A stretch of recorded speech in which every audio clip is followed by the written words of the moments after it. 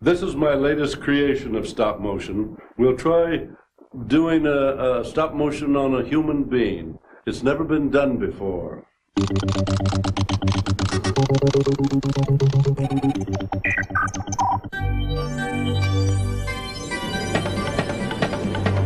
Talk about animated. This week's Sci-Fi Buzz is exciting. Meet Ray Harryhausen. He made monsters move before Spielberg was even born. We'll buzz with Beldar's alter ego, Dan Aykroyd. He believes he's been contacted. And Meteor Man Robert Townsend zooms in for a close-up.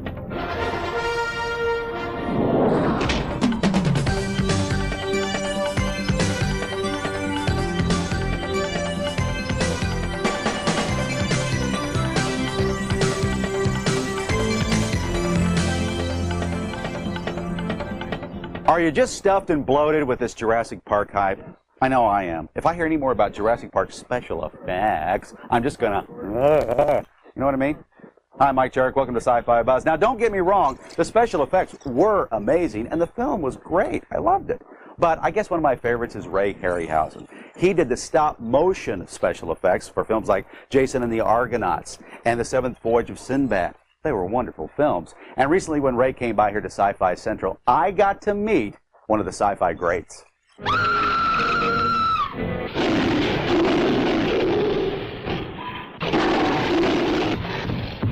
I was inspired by a film called King Kong in 1933. I was 13. I went to Grauman's Chinese to see a guerrilla film of some sort. I didn't quite know what it was. And I came out of the cinema absolutely stunned. And I haven't been the same since. Soon after getting bit by the stop-motion bug, Harryhausen started making amateur films in his parents' garage. King Kong's legendary stop-motion animator, Willis O'Brien, was so impressed with young Harryhausen's work, he hired him to assist on the film Mighty Joe Young. Harryhausen's career in the Hollywood effects industry was off and running. Now, this is actually one of your flying saucers, right? Yes, it is. This is a genuine flying saucer from the film Earth versus the Flying Saucers. And as you can see, each section moves on it. This will move in one direction. The bottom part will move in another opposite direction. Now, what did you have to do with this? What was your job? Each frame of film, you move this just one frame, take a picture. You move it, take a picture. Move it, take a picture. The saucer moves and take a picture. When you get thousands of these, you get what you see on the screen, a flying saucer zooming through the sky. So what kept you from going stark raving mad? Well, I don't know. I think the influence that, how can you make an inanimate object look like it's guided by intelligence? So I think that kept me slightly sane. Of all your films, which was the most complex to put together? Let us take, for example, Jason and the Argonauts. We had 7 skeletons fighting 3 men. Well, that took 4.5 months, and it's a 5-minute sequence. I don't think it lasts 5 minutes. But to put the skeletons in and time them with the people, the 3 men that were swinging their swords, that took overall about 4.5 months. Patience. Patience is very necessary. By the way, I loved your Godzilla movies. Oh, good. Just kidding. But you do get annoyed when people confuse you with the Godzilla films, true? I've had some reporters come up to me. I hate to mention this, but it was the biggest insult I received. They said, "Oh, you make pictures like Godzilla, you know." And Godzilla had nothing to do with animation. It was a man in a suit on a miniature set, photographed at high speed. So it had no relationship with the type of process that Willis O'Brien and I grew up with. Now, I understand you've seen Jurassic Park. What do you think of computer-generated animation like that? Well, I think I saw Jurassic Park, and I think it was wonderfully done. The computer image astounded me. I couldn't believe that you could do that electronically, generate a 3-dimensional image. So it is something of the future, I think, that's going to be quite well used in fantasy films. But these people are cheating. I think it's cheating. I think it takes the joy out of it. There's a certain joy that's hard to explain to the layman of taken an inanimate object like a King Kong or a dinosaur and make it appear to be alive. And I can't see that you would get much joy out of sitting and looking at a screen and pushing buttons to create that same effect. I don't know, it's just not the same. I think it's a wonderful tool. A computer is a tool, but I don't think it'll wipe out stop-motion animation. It shouldn't. If anybody is enterprising, they'll find a way, an outlet for stop-motion. Ray Harryhausen's last film was Clash of the Titans back in 1981. You know, he's 73 now and retired from filmmaking, but staying very busy. He's designing bronzes of his most popular characters. Most of the originals were cannibalized from other projects due to budget constraints. For example, studios would take the tail from the beast from 20,000 Fathoms and make octopus tentacles out of them. Right? Right. Right. Also, Dark Horse Comics is releasing limited editions of lithographs based on Harryhausen's renderings. Those will be out this fall. The Voyager Company's Criterion Collection has just come out with Jason and the Argonauts on Laserdisc. Look at this. Ray says he's very happy with the quality. And finally, Midwich Entertainment has released a comprehensive documentary about Ray Harryhausen called Aliens, Monsters, Dragons, and Me. The folks at this phone number can tell you how to get it. Call 1-800-959-0061. So when you're fed up with all this Jurassic Park stuff, dial up some vintage Ray Harryhausen. I mean, this guy is a classic.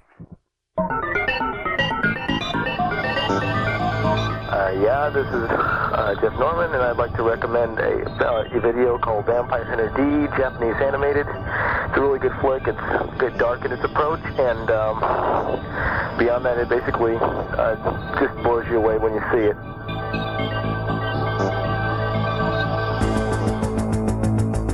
Dan Aykroyd is a believer, and he tells us so. After this disconnect. So, you want to save on long distance? What a pain. Restrictions on times of day, area codes, calling circles, and there's no guarantee you'll save. Except with the Most. It's like a 1 billion megabyte brain at Sprint. It figures out who you call the most and guarantees you savings every month. 1 month your best friend in Alaska, next month your new best friend in Lahaina. Isn't science wonderful? Now get $50 free long distance with the Most, only from Sprint. Hey, check it out, it's Cindy and Paul. You mean Paul, the pimple king? Oh man, nice thing to say about your friend. Oh, really? Hey, I like Paul. I just hope he's ordering some Clearasil now. No one's going to tell you to your face you need Clearasil. It's such strong medicine. Only Clearasil guarantees fewer pimples in just 5 days. Paul? Hey, you want to join us? Paul looks good. Hey, how's it going? Good, man. How are you? Clearasil, fewer pimples in 5 days, your money back guaranteed. You are watching Sci-Fi Buzz on the Sci-Fi Channel. You are here. He has the traveler's checks here. Think about that. Now think about this. American Express checks for two. The only traveler's checks that either of you can use. Don't leave home without them.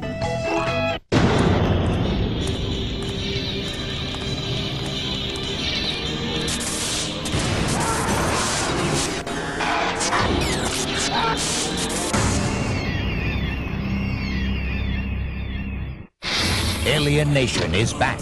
New York Newsday hails it as a remarkable achievement. Alien Nation has landed on the Sci-Fi Channel. Saturday nights at 7.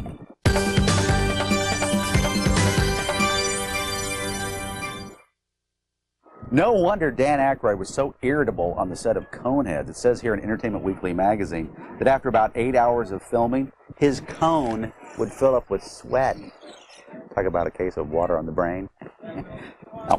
Well, when we sat down with Dan recently, he didn't want to talk about the Coneheads. No, he had something else on his mind. Real aliens. Hi, Mr. Conehead. I find you unacceptable. Yes, sir. Coneheads, of course, is based on a series of Saturday Night Live comedy sketches that featured Dan Aykroyd and Jane Curtin back in the 70s. Aykroyd, along with writing partner Tom Davis, wrote those sketches as well as the new movie. But Dan's fascination with aliens goes beyond their usefulness in creating comedy. He believes that extraterrestrials have actually landed. We must face the fact that they may be preparing. I don't know in a group or what species is going to do it, but they're going to come down here and they may be increase their abductions. They're grabbing people all the time. No, Dan is not joking. Just as a sincere interest in paranormal phenomena inspired his writing of the Ghostbusters films, Dan's belief in alien visitors to Earth inspired the creation of the Coneheads. He subscribes to the theory that the government has suppressed information about real-life close encounters with aliens. I think the old deal that was struck with whatever species made the deal with the government originally, to share the technology in exchange for cattle, take the people, and give us the technology. The government now realizes, the Air Force, that these aliens are never going to give up that technology. They're tired, they're sorry they made the deal, whoever made the deal. Convinced that some of the alien visitors are definitely up to no good, Aykroyd warns that we Earthlings have to prepare to defend ourselves. We have to get our defense forces a drug which inoculates them against the telepathic override that the aliens use when they come here. Herb Shermer, the Nebraska Highway Patrolman who got picked up, Barney and Betty Hill, Travis Walton, all the classic abduction cases talk about they can't get to his gun, paralysis, they're just like robots. We have to give our soldiers something that overrides that.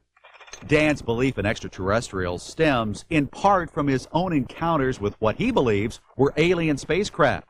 He vividly recalls two personal sightings. The first one at his house on Martha's Vineyard in Massachusetts.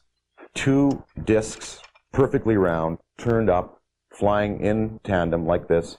They streaked across the sky, screamed to my wife and my friend's girlfriend, get up, you've got to come out, you got to see that. And with, they walked in and like as the disc were a third of the way across the sky, they came out, they saw these things, whap, whap, whap, take right off and just disappear. Dan's second encounter occurred while he and his wife were asleep on their farm in Canada. I woke up in the middle of the night and I said, Donna, I'm hearing a buzz, and someone wants me to come outside. They're calling me, so, oh, go back to sleep.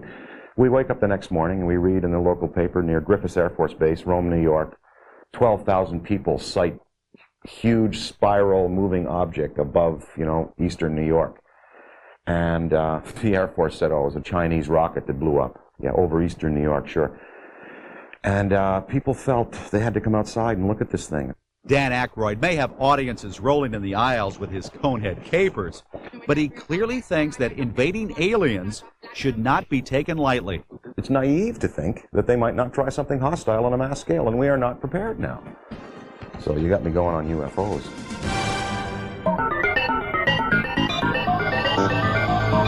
This is Brian Freeman from Odessa, Texas. I'm just calling to recommend Main Events by Jim Long. It's the latest in the Battletech line of novels, and it's the best one to come down the line in quite a while.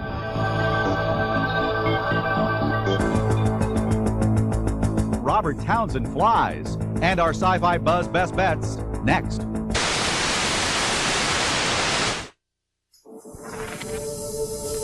Have you ever borrowed a book from thousands of miles away, across the country, gesture ahead, take next step, without stopping for directions, Route 101, or sent someone a fax? From the beach, you will, and the company that'll bring it to you, AT&T. He was green with envy. And time to build their business. And Joe, he got a big hand. Millions of people like you are making the switch. So call for your free video and see for yourself how Microsoft Excel and Word for Windows are changing the face of how business does business.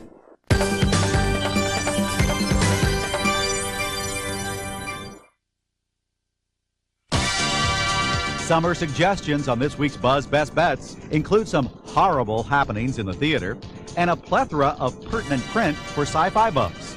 Superstitious viewers beware. 2 Hollywood creepers are crawling into theaters on Friday, August 13th. First up, Jason is back, and he's finally headed where he belongs, in Jason Goes to Hell, the final Friday. Kane Hodder returns as the hockey-faced fiend horror audiences love to hate. And original producer Sean Cunningham has returned to give Jason the satanic send-off he deserves. Yes, folks, this is Jason's 9th and final ride. Well, at least until the studio sees how much cash this one generates. How is it going? I killed my wife. Is that wrong? Hey, these things happen.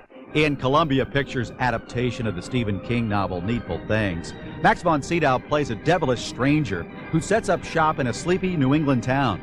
Top-notch actors like Ed Harris, Amanda Plummer, and Bonnie Bedelia clamored to play the tormented townsfolk of Castle Rock, Maine. And we do mean tormented. After all, that's the way Stephen King likes it.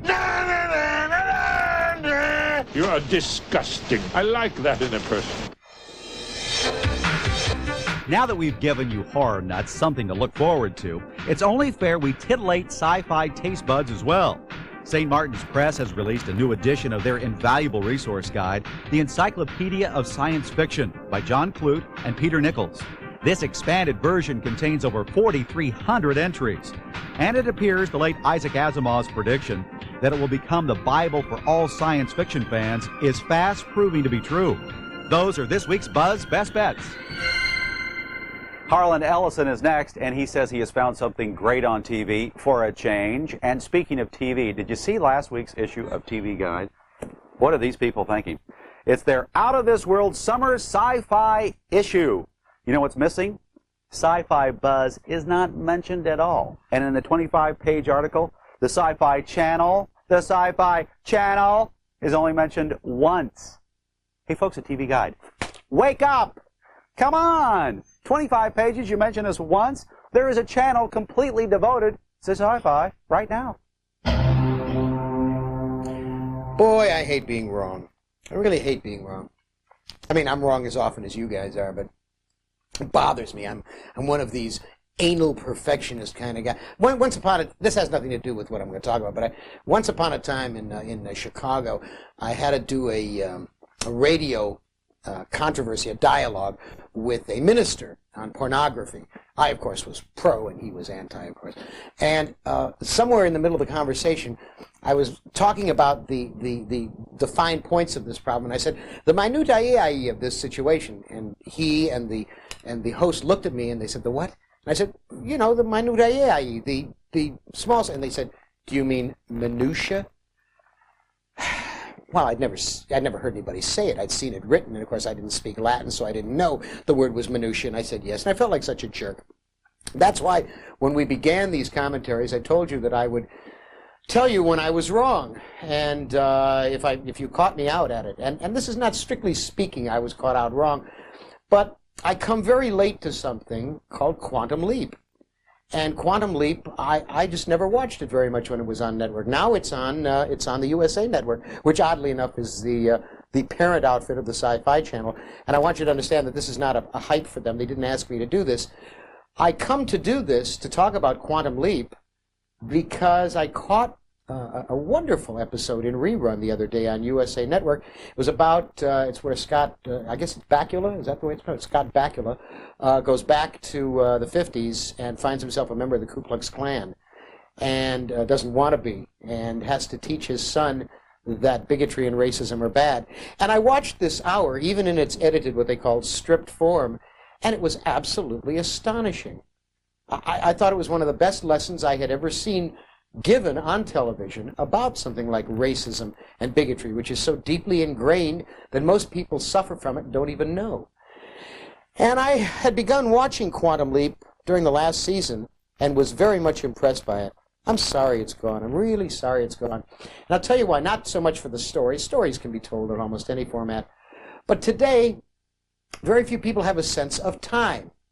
They have a very small sense of tick-tock, tick-tock. What they have a sense of is right here and right now.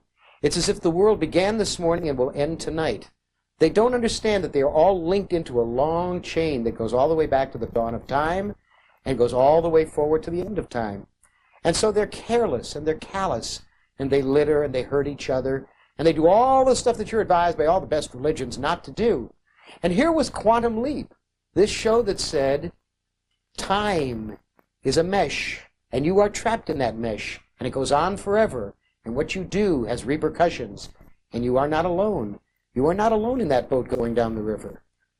And I guess I'm sorry to see a show that has that serious and wonderful a point gone.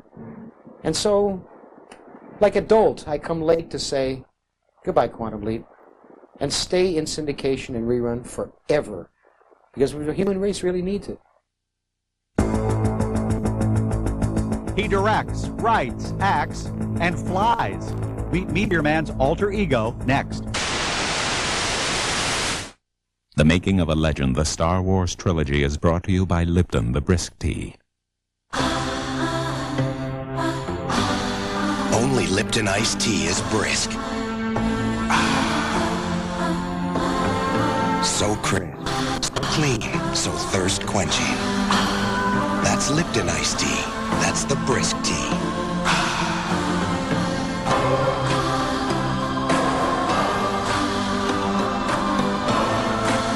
Lipton tea, the brisk, brings out the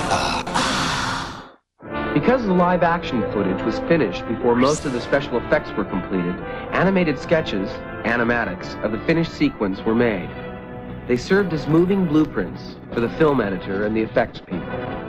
Orchestration, an artful blending of all the elements in a sequence, is everything in a film like Empire. This has been a look at the making of a legend, the Star Wars trilogy.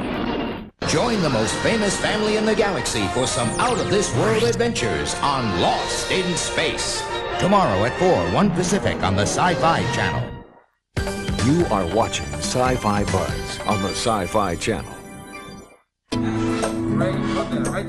For me, looking good isn't about vanity. It's a job requirement. Now get $50 free long distance with the most, only from Sprint.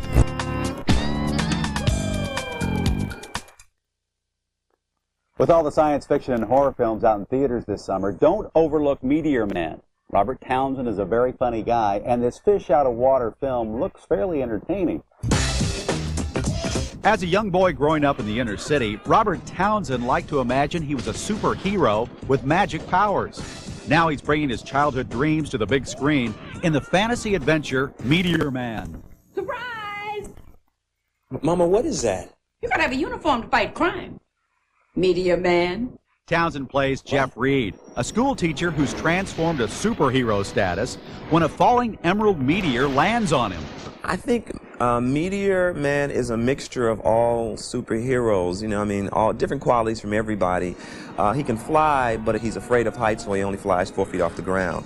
So I've tried to do these little unique things to make him special. Townsend, an avid science fiction fan in his youth, watched everything from Star Trek to Outer Limits and Twilight Zone. But it was one of television's superheroes that really sparked his imagination. Batman, and on Batman, the Riddler was my favorite villain, and that's why Frank Gorshin is in the film, because as a kid, I was the Riddler. I used to do like, dynamic duo. I used to do all of that kind of stuff, and Batman was my favorite. Better than Batman. Better than Superman. And what's that other child? Spider-Man. Can't touch him. Townsend is director, writer, and star of Meteor Man. During the filming, his presence was in demand all over the set. And while comic superheroes might have the power to be in 2 places at once, mere mortals do not. Well, it was really hard for me directing because I'm in a harness 90 feet off the ground, and so I'd be up going, I like take 1, let's go again, all right? So for me as a director being in the film, because I was shooting and flying, at certain points really high, that was the hardest thing because I couldn't come out of the harness because we'd lose time. As Townsend's first stab at an effects-heavy project, Meteor Man presented some unique challenges. Wisely, he called in the special effects wizards at Industrial Light and Magic to create the blue screen effects that were crucial to the look of the film. You shoot a character against blue screen, you don't use the blue information. In that manner, you can take the character and paste him into any background that you want. While the filmmaker hopes his movie is appreciated for its visual enjoyment, he'd like audiences to take a deeper look. Woven carefully around the blue screens, lasers, and other effects of Meteor Man is an old-fashioned tale of good versus evil. For me as a storyteller, I think everybody wants magic. I mean, everybody would like something magical to come into their life. And with Meteor Man, I think when you escape into the theater for, the 100 minutes that the film runs, it'll take you on that journey. And I think sometimes it's great to have that break.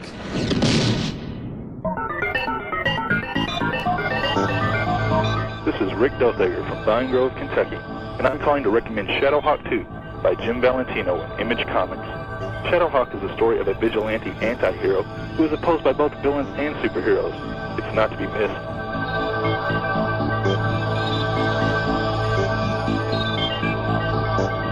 Tom Krause. I enjoyed The Emancipator by Ray Aldridge, book in the style of Arthur Conan Doyle. It is action from page 1 all the way to the finish.